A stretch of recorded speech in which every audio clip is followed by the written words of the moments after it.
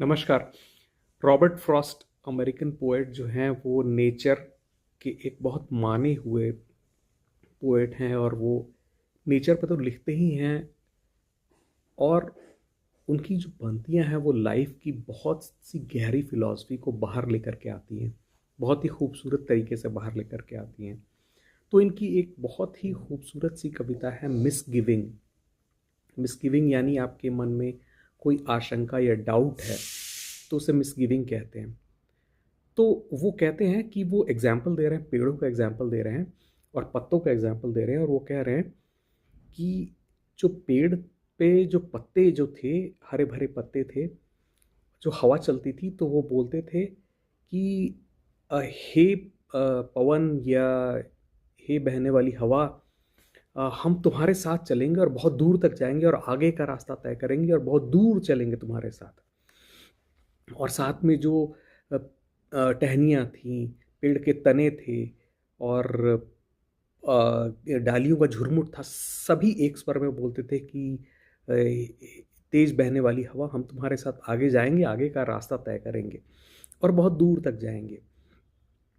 लेकिन फिर जब जाने की बारी आती थी तो फिर वो सब ऊँघने लगते थे, नींद में उनकी आंखें भारी हो जाती थी और वो हवा को बोलते थे थोड़ी देर यहीं रुक जाओ।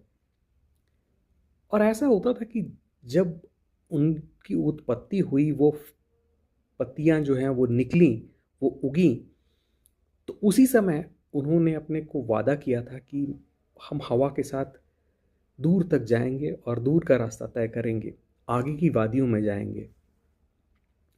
पर अब जब जाने का समय आ रहा था तो वो कहीं कोई दीवार, कोई ओट, कोई शेल्टर ढूंढ रही थी कि हम वहीं रुक जाएं।